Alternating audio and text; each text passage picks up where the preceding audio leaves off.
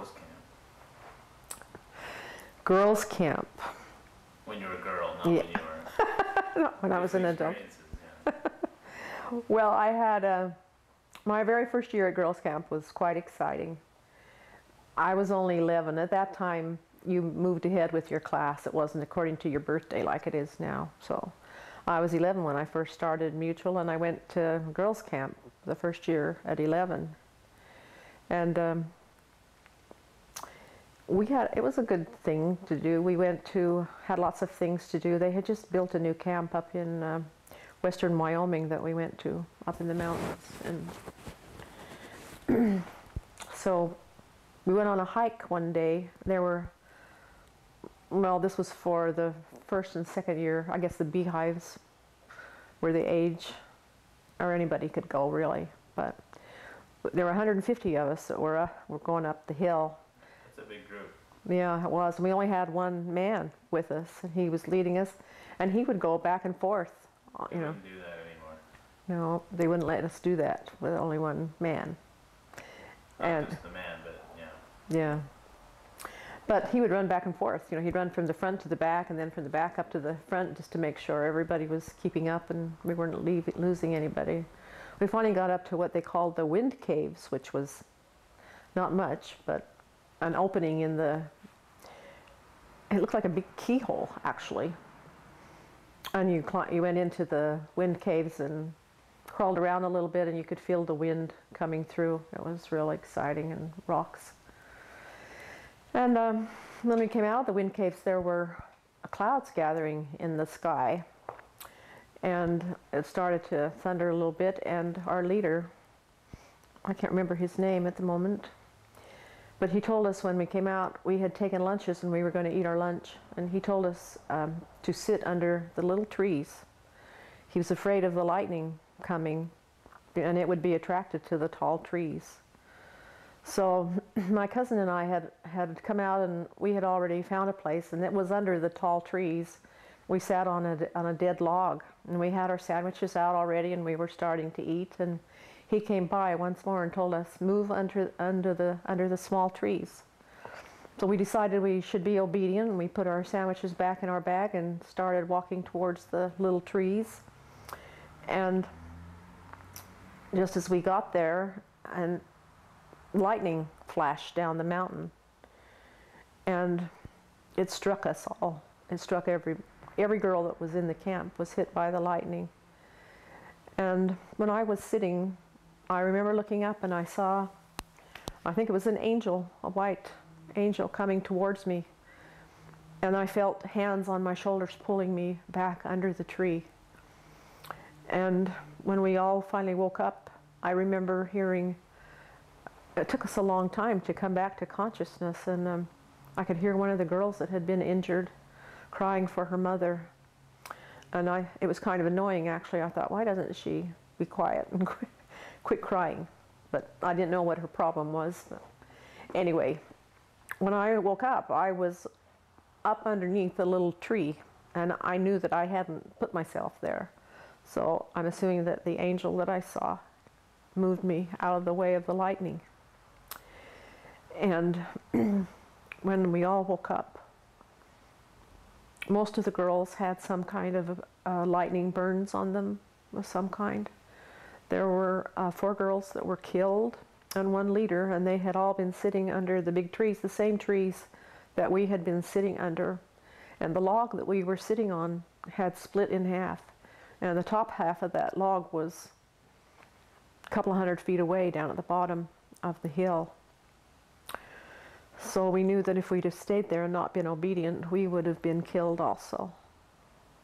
But I didn't have any burns at all on my body, and my cousin had one little one, and the other cousin, I think, had another little one. But we were probably the girls in the best shape. There were a few others, and so our leader was hit, and he was hit, knocked down to the bottom of the hill, but he was not killed. And he got up and he asked everybody to go around and look at all the other people and see who needed help, to see what we could do to help. But by then it was too late for us to do much for anybody, and so My one cousin and 2 other girls he sent down to camp to tell them that we had been struck by lightning and that they needed to get started being prepared for us to come. And then my other cousin and I and 1 other girl went down second, and we told them how many were injured and how many were dead, and that they would need horses and supplies. And when we got down to the camp, they were waiting for us to come. They needed to know what to do. And so we all went and packed up our things, and they took us down to a church in Driggs, Idaho. And the ladies there had hurried and got together. And they had heated up soup. I don't know why I'm crying. They had heated up soup and made sandwiches for us. And about the time we got through eating, our parents started to arrive. And apparently they had called down to our stake. And then they'd called the ward leaders. They called the grocery store in Iona. And the word passed quickly that there'd been a bad accident. And my parents came. I only had 1 pair of shoes, and they had been ruined in the rain and the mud. So I was wearing somebody's pair of boots, sloughing along, trying to keep them on my feet when I saw my mother and dad. And it was good to see them. That was pretty well it for girls' camp that year, huh? It was pretty much. It was gone. I was disappointed because I'd heard for years about a swimming place up in that area, and on the day we were come home from camp, we were going to stop at that swimming pool and swim, and we didn't get to do that. So I didn't realize the severity of what had happened to us. And Was I went. Was Darla there? No, she was a year younger than I am, so she wasn't at the camp. But I went home and I sat in the living room, and for the longest time I had the feeling I was sitting on the hillside. Even though I was sitting, in the flat living room in a chair, I felt like I was tipped all that night. Was Anne there at camp that year? No, she was too old. Oh. So that was quite an experience for my first year at camp. But I have thought of that often, and how important obedience is.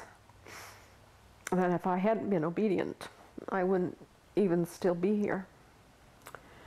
So it's a significant law. What's it called? Being obedient is an important thing to do. No, at some point I remember, maybe I remember wrong, that you'd heard a whispering of the Spirit that told you to clear out. Actually, yes, we did. We were when our leader talked to us, we kind of thought we wouldn't do it because we hadn't done it already, and then we felt and heard the Spirit say we needed to move, and so we did. So the Spirit was reiterating what the leader had said. Yes, to move. And my cousin,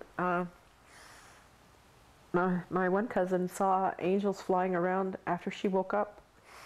She saw angels flying around helping some of the girls that were hurt. I didn't see those. I only saw the one that flew towards me and moved me. But she saw several angels that had come to help.